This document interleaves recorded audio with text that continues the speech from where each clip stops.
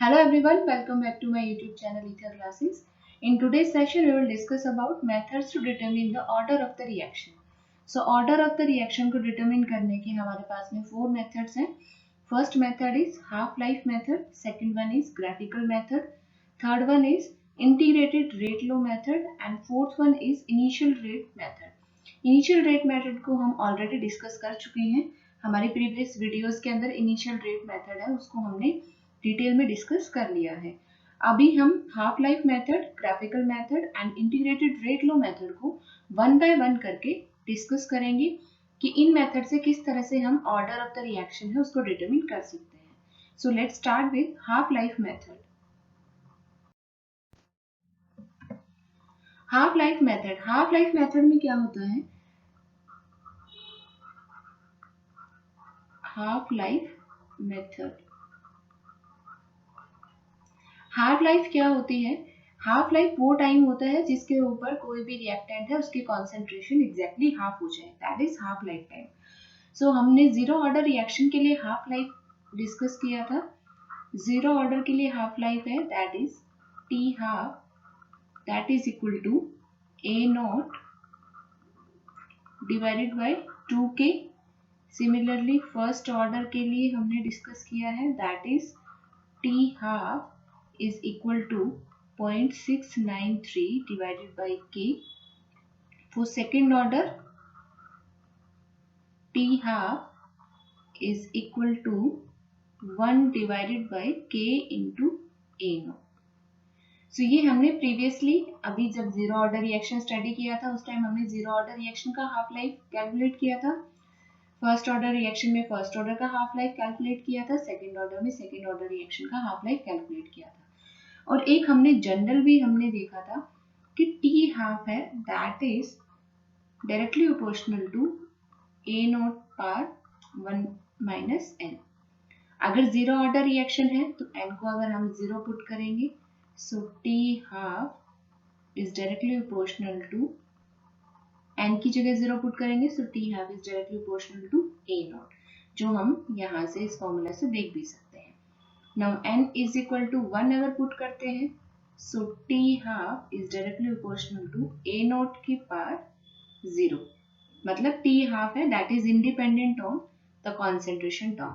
So यहाँ से हमने देखा है कि t half है, इसकी जो एक्सप्रेशन है इसमें concentration की कोई भी टर्म इन्वॉल्व नहीं है. Now अगर n is equal to 2 put करते हैं so t half that will be directly proportional to a naught power 1 minus 2. So यहाँ से जब इसको सॉल्व करेंगे t half that is inversely proportional to a naught. यहाँ से इसको जब सॉल्व करते हैं तो a नॉट की पावर -1 आएगा और -1 को हम 1 बाई a नॉट हम यहाँ से लिख सकते हैं. मतलब जो t हाफ है that is inversely proportional to the concentration term. So ये हमने सेकेंड ऑर्डर से यहाँ से भी देख लिया है.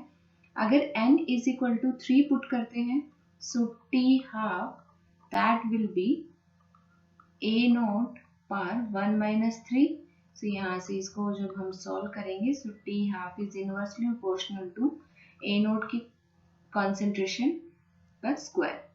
So यहाँ से हमने क्या देखा है कि जो t half है उसका हमने जनरल एक एक्सप्रेशन देखा है that is t half is directly proportional to a naught par 1 minus n. सो अगर हमें टेबुलर फॉर्म में गिवन हो, टी हाफ गिवन हो और कंसंट्रेशन गिवन हो और उस टाइम पे हमें अगर ऑर्डर कैलकुलेट करना है तो उसको हम ये जो फॉर्मूला है इससे कैलकुलेट कर सकते हैं. अब इसको हम सिंप्लीफाई करके देखते हैं कि ये जो फॉर्मूला है इसको हम कैसे लिख सकते हैं और इसको कैसे यूज करेंगे. So T half is directly proportional to A naught power 1 minus N. So अगर T half for first experiment, हमने दो एक्सपेरिमेंट कंडक्ट किए फर्स्ट एंड सेकंड. सो यहाँ से हम क्या लिख सकते हैं T1 is directly proportional to A1 power 1 minus n और T2 is directly proportional to A2 power 1 minus n. अगर दोनों को डिवाइड करें तो क्या आएगा T1 divided by T2 is equal to A1 divided by A2 की पावर 1 माइनस n. और यहाँ से हम log लेके इस पूरे को सॉल्व कर सकते हैं। सो log दोनों तरफ अगर हम नेचुरल log लेंगे, सो T1 divided by T2 that will be equal to log of A1 divided by A2 पार हो गया 1 माइनस n, और यहाँ से हम n की जो वैल्यू है उसको सॉल्व करेंगे, और n क्या बताता है हमें, n gives order of reaction। सो अगर हमें एक टेबुलर फॉर्म में T हाफ गिवन हो और कॉन्सेंट्रेशन गिवन हो, सो उसको हम क्या करेंगे कि यहाँ से ये जो फॉर्मूला है इसे यूज करके और n की वैल्यू हम यहाँ से कैलकुलेट करेंगे। इसके लिए एक एग्जांपल देख लेते हैं कि किस तरह से इसका सॉल्यूशन करेंगे। नाउ अगर ये क्वेश्चन है, इस क्वेश्चन में क्या गिवन है कि कॉन्सेंट्रेशन गिवन है हमें और T हाफ गिवन है। सो यहाँ से हम क्या देखते हैं, कोई भी दो डेटा है उसको हम उठा लेते हैं। जैसे सपोज हमने फर्स्ट और सेकंड डेटा को उठाया, तो फर्स्ट के लिए मतलब T1 लिख लेते हैं T हाफ को।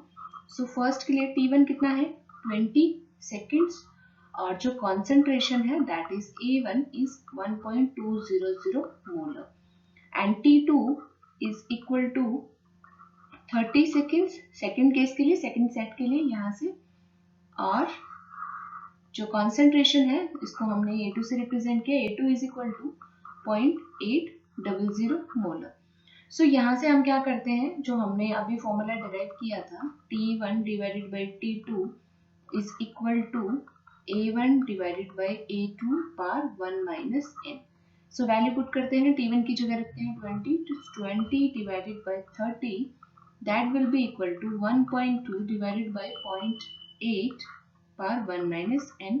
यहाँ से इसको सिंप्लीफाई करेंगे, सो 2/3 is equal to, यहाँ से इसको क्या लिख सकते हैं, 4 से कैंसिल आउट करें, सो this is 2, this is 3, so this is 3/2 par 1 minus n। Now अगर यहाँ से जो लेफ्ट हैंड साइड है इसको हमने रिवर्स कर दिया, 3/2 अगर इसको हम लिखेंगे, सो पार क्या लिखेंगे -1, सो 3/2 की पावर कितनी लिख सकते हैं -1, और यहाँ से क्या लिखेंगे 3/2 की पावर 1 माइनस n। नाउ जब बेस सेम हो तो हम पावर को इक्वेट कर सकते हैं। सो पावर इधर कितना है -1 और राइट हैंड साइड में पावर है 1 माइनस n। सो यहाँ से अगर हम n को लेफ्ट हैंड साइड में लेके जाते हैं और -1 को राइट हैंड साइड में लेके जाते हैं, so n will be equal to 1 plus 1 that is 2। So ये जो डेटा है ये कौन से ऑर्डर ऑफ रिएक्शन के लिए है, that is for second order reaction. मतलब ये जो T हाफ और जो कॉन्सेंट्रेशन का हमें डेटा गिवन है, इससे हमने क्या कंक्लूड किया है कि जो ऑर्डर ऑफ रिएक्शन है that is second order.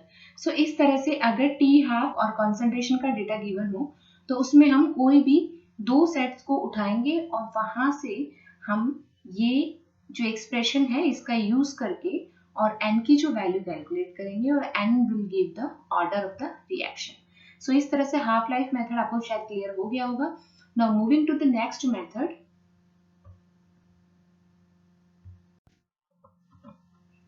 Now second method is graphical method.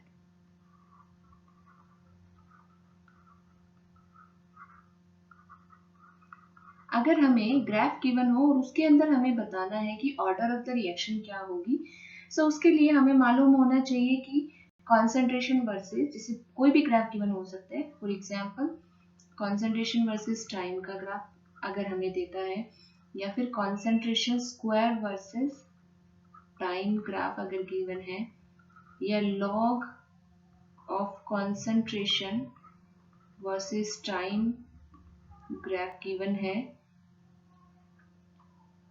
या 1 concentration versus time graph given है।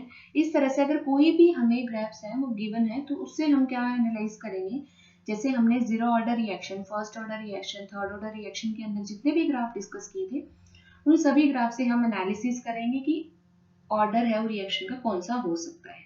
सो उसके लिए हमें जो ग्राफ है उनकी नॉलेज होना जरूरी है कि कॉन्सेंट्रेशन वर्सेस टाइम का graph for first order, for zero order, for second order क्या होगा। सो ग्राफ अगर हमें मालूम है तो उसके बेसिस के ऊपर हम easily order of the reaction है उसको बता सकते हैं। सो अभी हम पूरा एक बार समराइज कर लेते हैं जितने भी ग्राफ है कॉन्सेंट्रेशन वर्सेस टाइम की। आइदर कॉन्सेंट्रेशन को टाइम के वर्सेस प्लॉट किया है या कॉन्सेंट्रेशन स्क्वायर को टाइम के वर्सेस प्लॉट किया है।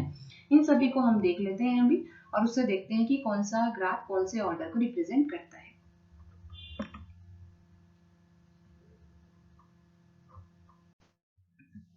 जैसे जीरो ऑर्डर रिएक्शन है, जीरो ऑर्डर रिएक्शन में जब हमने कॉन्सेंट्रेशन वर्सेस टाइम का ग्राफ प्लॉट किया तो वो इस तरह से आता है। ये ग्राफ कहाँ से आया था, जो हमने एक्सप्रेशन लिखा था AT is equal to A0 minus KT, उसी को हमने y is equal to C plus mx से प्लॉट किया था। यहाँ से जो स्लोप है दैट इज माइनस के, इसीलिए जो स्लोप है वो क्या है, नेगेटिव। तो ये क्या है for zero order reaction. Now for first order reaction, अगर log of concentration versus time graph अगर हमें गिवन है तो ग्राफ इस तरह से आएगा। मतलब log of concentration versus time का अगर हमें ग्राफ गिवन है और हमसे पूछा गया है कि कौन सा ऑर्डर ऑफ रिएक्शन है, तो अगर ग्राफ इस तरह से गिवन है मतलब वो ग्राफ किसके लिए है, फर्स्ट ऑर्डर रिएक्शन के लिए। सो फर्स्ट ऑर्डर रिएक्शन में हमने जो एक्सप्रेशन था वो देखा था, that was log AT is equal to log A0 minus KT divided by 2.303। ये नेचुरल लॉग नहीं है, ये log बेस 10 है, so इसलिए हमने 2.303 यहाँ से इन्वॉल्व किया है। तो ये जो ग्राफ है इसकी जो स्लोप है that slope will be minus k divided by 2.303। Similarly जो फर्स्ट ग्राफ है उसके अंदर जो स्लोप है दैट वाज माइनस के। नाउ अगर 1 बाय कॉन्सेंट्रेशन वर्सेस टाइम का कुछ ग्राफ इस तरह से गिवन है तो उसका क्या मतलब है कि जो ऑर्डर ऑफ द रिएक्शन है that is second order. Second order का भी हमने एक्सप्रेशन पढ़ा था, 1/AT is equal to 1/A0 plus KT। So यहाँ से जो स्लोप था slope was K। So second order reaction का भी हमने देखा है कि 1 अपॉन कॉन्सेंट्रेशन वर्सेस टाइम का अगर ग्राफ हमें इस तरह से गिवन है मतलब ऑर्डर ऑफ द रिएक्शन है that was second order. 1 upon concentration square versus time का अगर ग्राफ गिवन है सो ऑर्डर क्या होगा, थर्ड ऑर्डर। इस तरह से मतलब अगर 1 अपॉन कॉन्सेंट्रेशन का हमें कोई भी ग्राफ गिवन है, कॉन्सेंट्रेशन स्क्वायर और टाइम का अगर स्ट्रेट लाइन ग्राफ है इस तरह से, थर्ड ऑर्डर है। Concentration 1 upon concentration cube versus time का जो ग्राफ है वो अगर इस तरह से है तो मतलब ये फोर्थ ऑर्डर है। सेकंड ऑर्डर हमने अभी डिस्कस कर ही लिया है। सो इस तरह से अगर कोई भी हमें ग्राफ गिवन है तो हम क्या एनालाइज करेंगे कि वो ग्राफ कौन से ऑर्डर ऑफ द रिएक्शन है उसके लिए प्लॉट हो सकता है और वहां से हम ऑर्डर ऑफ द रिएक्शन है उसको डिटरमिन करेंगे। सो इस तरह से ग्राफिकल मेथड है। इसको बेसिकली पढ़ने के लिए हमें मतलब आपको zero order reaction, first order reaction, second order, third order और एक जनरल एक्सप्रेशन है जो हमने प्रीवियस वीडियोस में डिस्कस किया है उसको एक बार डिस्कस करना पड़ेगा, उसको एक बार स्टडी करना पड़ेगा सो दैट कि आपको ये पूरे ग्राफ्स हैं वो क्या हो जाए, क्लियर हो जाए। Now moving to the next method.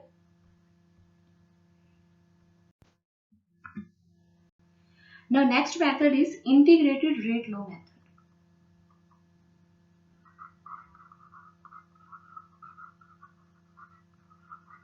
Integrated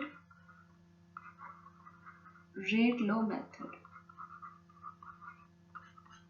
सो ये भी ऑर्डर ऑफ द रिएक्शन है उसको डिटरमिन करने का एक मेथड है। इसके अंदर हम क्या करते हैं कि अगर हमारे पास में टेबुलर फॉर्म में अगर कॉन्सेंट्रेशन गिवन है और टाइम गिवन है, इस तरह से हमें एक टेबल बनी हुई है और हमें चेक करना है कि ये जो डेटा है ये कौन से ऑर्डर को सेटिस्फाई करता है, किस ऑर्डर को ये डिटरमिन करता है।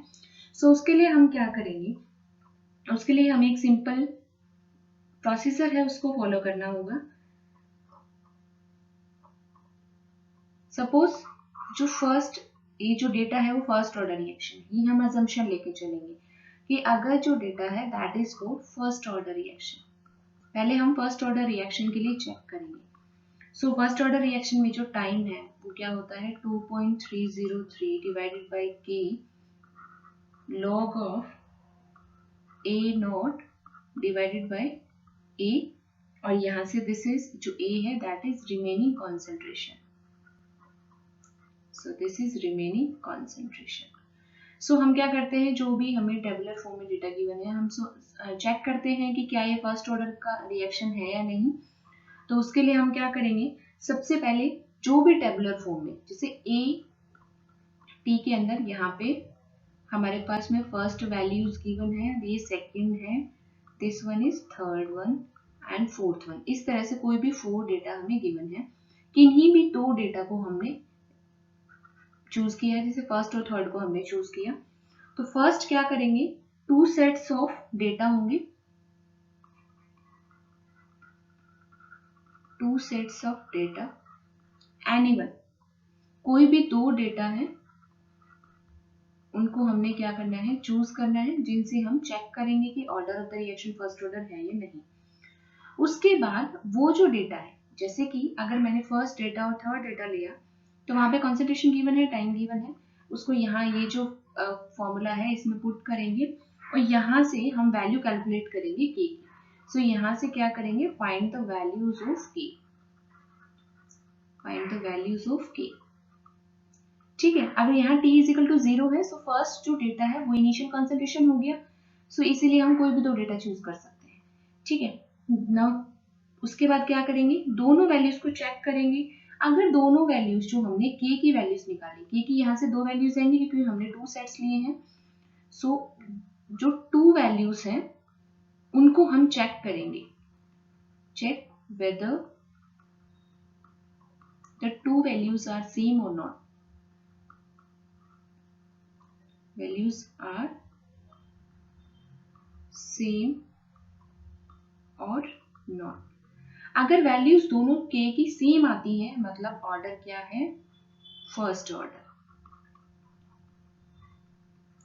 अगर जो k की वैल्यूज है वो क्या आती हैं, सेम वैल्यूज आती है। लेकिन अगर वैल्यूज हैं वो सेम नहीं आती है, तो अगर सेम नहीं आती है तो क्या करेंगे, चेक फॉर 0 ऑर्डर, मतलब 0 ऑर्डर के लिए हम चेक करेंगे। अभी जो हमने फॉर्मूला अप्लाई किया था फर्स्ट ऑर्डर के लिए, सेम ऐसे ही हम अगर फर्स्ट ऑर्डर नहीं है तो 0 ऑर्डर के लिए जाएंगे। 0 ऑर्डर का जो इक्वेशन है वो क्या है, AT is equal to A naught minus KT। यहाँ पे भी सेम हम k की वैल्यूज कैलकुलेट करेंगे। अगर k की वैल्यूज 2 सेट्स के लिए k की वैल्यू सेम आती है मतलब 0 ऑर्डर है, और सेम नहीं आती है मतलब 0 ऑर्डर भी नहीं है। तो यहाँ से हम फर्स्ट ऑर्डर और 0 ऑर्डर दोनों को निगलेक्ट करेंगे। देन अगर 0 ऑर्डर फर्स्ट ऑर्डर नहीं है तो फिर सेकंड ऑर्डर के लिए करेंगे। सो इस तरह से जो इंटीग्रेटेड रेट लो मेथड है वो एक तरह से क्या है, हिट एंड ट्रायल मेथड है, हिट एंड ट्रायल मेथड। मतलब इसमें हमें वैल्यूज पुट करके और सॉल्व करके देखना होगा कि फर्स्ट ऑर्डर, सपोज हमने अज्यूम किया कि फर्स्ट ऑर्डर है तो हमने उसके लिए k की वैल्यू कैलकुलेट करनी है। देन फिर अज्यूम करेंगे कि अगर फर्स्ट ऑर्डर नहीं है, मतलब चेक करेंगे फर्स्ट ऑर्डर अगर नहीं आता है, then we will go for the 0 order, और अगर 0 ऑर्डर भी नहीं आता है then we will go for the second order. Same इसी तरह से जो भी है हम हर ऑर्डर के लिए जो वैल्यूज है उनको चेक करते हुए चलेंगे। सो इस तरह से जो इंटीग्रेटेड रेट लो मेथड है that is hit and trial method. ना अब कुछ क्वेश्चन सॉल्व करते हैं और देखते हैं इनिशियल रेट लो मेथड क्या बोलता है।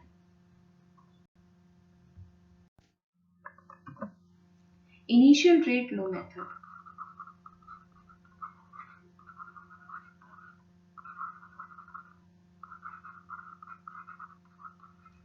ये हम ऑलरेडी डिस्कस कर चुके हैं हमारी प्रीवियस वीडियोस के अंदर। जहां पे भी हमने ऑर्डर को डिस्कस किया था वहां पे हमने इनिशियल रेट लो मेथड को डिस्कस कर लिया है।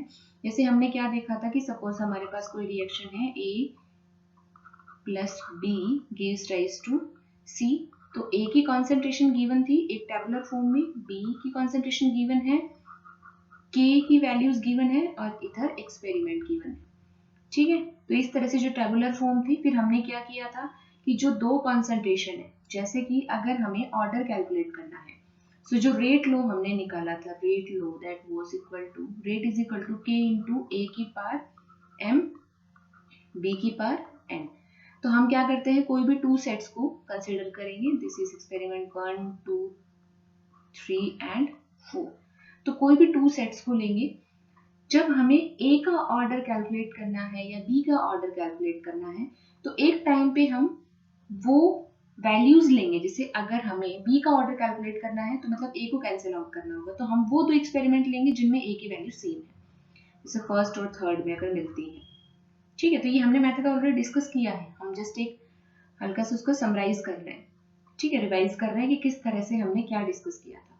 तो यहाँ पे क्या होगा कि हम वो कॉन्सेंट्रेशन लेंगे जिसके अंदर A की वैल्यूज है वो क्या हो गई थी, कैंसिल आउट हो गई थी। उसके बाद हम क्या करेंगे, सेकंड सेट लेंगे जिसके अंदर हम बी की वो कॉन्सेंट्रेशन लेंगे जिसमें बी की दोनों वैल्यूज क्या हैं, सेम थी, सो कैंसिल आउट हो जाएंगे और वहां से हम एम और एन को फर्दर कैलकुलेट कर सकते हैं। So initial rate law method हम ऑलरेडी पढ़ चुके हैं जब हमने रेट लो एक्सप्रेशन डिस्कस किया था। सो आप उन वीडियोस में जाके जो इनिशियल रेट लो मेथड है इसके काफी न्यूमेरिकल्स हमने सॉल्व किए थे, तो वहां से जाके आप इसको एक बार रिवाइज कर सकते हैं। Now moving to the next numerical, ये जो numerical है this belongs to initial rate law method. इसको हम initial rate law method से solve करेंगे। इसमें हमें क्या दिया है कि A और B, ये पहले तो एक रिएक्शन दे रखी है, इस रिएक्शन से हम रेट लो लिख सकते हैं। Rate law will be equal to rate is equal to K into A की पावर M और B की पावर N। M और N हमें कैलकुलेट करना है सो दैट कि हम ऑर्डर बता सकें, और ऑर्डर क्या होगा, order will be equal to m plus n। So ये जो डेटा गिवन है इसमें हमें A की कॉन्सेंट्रेशन गिवन है, B की कॉन्सेंट्रेशन गिवन है और रेट गिवन है। यहाँ से हमें ऑर्डर ऑफ द रिएक्शन है उसको डिटरमिन करना है कि ऑर्डर ऑफ द रिएक्शन क्या होगा। सो ये क्वेश्चन है, ये इनिशियल रेट लो मेथड से बिलोंग करता है। नाउ हम क्या करते हैं, शुरू में हमने डिस्कस किया था कि अगर हमें ऑर्डर कैलकुलेट करना है सो हम एक जो रिएक्टेंट है उसकी वो कॉन्सेंट्रेशंस लेंगे। जैसे ए की हमने सेकंड और थर्ड सेट ले लिया, क्यों, क्योंकि सेकंड और थर्ड में ए की जो कॉन्सेंट्रेशन है वो सेम है, सो दैट कि हम उसको कैंसिल आउट कर सकें। सो इस तरह से हमने सेकंड सेट लेंगे तो रेट क्या होगा, R2 will be equal to K into A की concentration that is 0.02 power m, B की concentration that is 0.01 power n और रेट कितना है 0.0694। रेट अगर 3 लेते हैं R3 सो K A की कॉन्सेंट्रेशन कितनी हो जाएगी 0.02 पार m, B की कॉन्सेंट्रेशन 0.02 पार n और रेट हमें ऑलरेडी गिवन है 0.2776। सो R2 बाय R3 अगर हम करते हैं सो क्या हो जाएगा, यहाँ से जो A की कॉन्सेंट्रेशन भी कैंसिल आउट हो जाएगी और K भी कैंसिल आउट हो जाएगा। सो यहाँ से ये दोनों टर्म्स हम कैंसिल आउट हो जाएंगी। यहाँ पे हम क्या लिख सकते हैं 0.01 की पावर n डिवाइडेड बाय 0.02 की power n is equal to 0.0694 divided by 0.2776। So यहाँ से ये डिवाइड करेंगे so this will be 1/4। So 1/2 will be equal to 1/2 की power n will be equal to 1/4। 1/4 को क्या लिख सकते हैं 1/2 का स्क्वायर। सो यहाँ से बेस सेम है, पावर इक्वेट हो गई, सो n कितना आ गया 2। मतलब जो ऑर्डर है with respect to concentration of B, क्योंकि n किसकी पावर है, n is power of B, so order with respect to concentration of B कितना है सेकेंड ऑर्डर। नाउ इसी तरह से हम A के रिस्पेक्ट में order of the reaction calculate करेंगे। सो A के रिस्पेक्ट में जब ऑर्डर कैलकुलेट करेंगे तो हम B की वो कॉन्सेंट्रेशंस लेंगे जिनमें वो सेम वैल्यूज हो, सो दैट कि वो कैंसिल आउट हो जाए। सो हमने ये दोनों सेट लिए हैं R1 और R2। So R1 is equal to K into A की concentration 0.01 par m, B की concentration 0.01 par n और रेट कितना है 0.0347। R2 is equal to K into A की concentration that is 0.02 par m, B concentration 0.01 par n is equal to 0.0694। दोनों को divide करेंगे सो ये जो टर्म है ये दोनों टर्म्स कैंसिल आउट हो जाएंगी, K कैंसिल आउट हो जाएगा। सो यहाँ से क्या बचेगा 0.01 divided by 0.02 power m that will be equal to 0.0347 divided by 0.0694। यहाँ से इसको कैंसिल आउट करेंगे so this will be equal to 1/2। So 1/2 m is equal to 1/2, base same है सो पावर इक्वल हो गई, मतलब जो m है उसकी वैल्यू कितनी आ गई 1। So order with respect to A is 1। So order overall order क्या होगा 1 + 2 दैट इज 3। सो ये जो क्वेश्चन है इसके अंदर जो overall order of the reaction है that will be third order. So this is initial rate law method. Initial rate law method का न्यूमेरिकल आएगा तो हम उसको इस तरह से प्रोसीड करेंगे, सॉल्व करेंगे. Now अगर ये क्वेश्चन गिवन है, the half life of decomposition of a compound is 20 minutes. So यहाँ से हम क्या लिख सकते हैं, T half is 20 minutes जो concentration है A. अगर initial concentration, this is initial concentration, अगर इनिशियल कॉन्सेंट्रेशन को हमने डबल कर दिया, मतलब कॉन्सेंट्रेशन हो गई 2A, तो जो हाफ लाइफ है जो शुरू में कितनी थी 20 थी, बाद में कितनी हो गई 10 मिनट्स हो गई. तो अब हमें order of the reaction calculate करना है. सो ये हाफ लाइफ मेथड से सॉल्व हो जाएगा. यहाँ से this one is T1, this one is T2, this one is A1 and this one is A2. सो यहाँ से जो फॉर्मूला था T1 divided by T2 is equal to A1 divided by A2 पर 1 minus n. T1 कितना था, initially 20 था, बाद में क्या हुआ 10 हो गया. पहले शुरू में कॉन्सेंट्रेशन हमने A अज्यूम की है, बाद में कॉन्सेंट्रेशन क्या हो गई, डबल हो गई, मतलब कितनी हो गई 2A हो गई. सो यहाँ से ये कितना हो गया 1 minus n. So this is 2 is equal to 1 upon 2 पर 1 minus n. 1/2 को क्या लिख सकते हैं, अगर 2 की फॉर्म में लिखें सो 2 की पावर कितनी हो जाएगी n-1. यहाँ से क्या किया 1/2 की पावर 1 minus n है. सो हमने क्या किया है कि रिवर्स कर दिया है, 1/2 को 2 लिख दिया है, सो पावर कितनी हो जाएगी -1. सो माइनस से मल्टीप्लाई करेंगे तो n-1 हो गया. बेस सेम है, पावर इक्वेट हो जाएंगी. सो 1 is equal to n-1. So n will be equal to 1 plus 1 that is 2. So order of the reaction कितना हो गया, second order. So order of the reaction will be second order.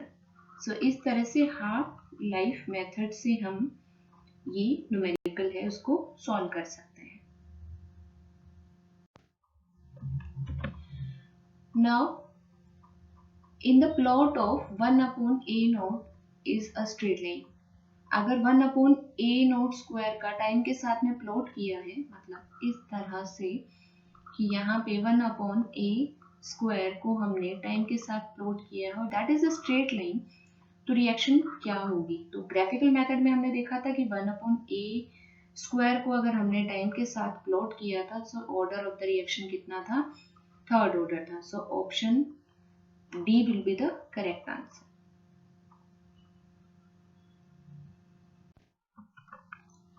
Now moving to the next numerical. इसमें हमें concentration versus time की table given है और इसमें हमें ऑर्डर ऑफ द रिएक्शन है वो क्या करना है, कैलकुलेट करना है.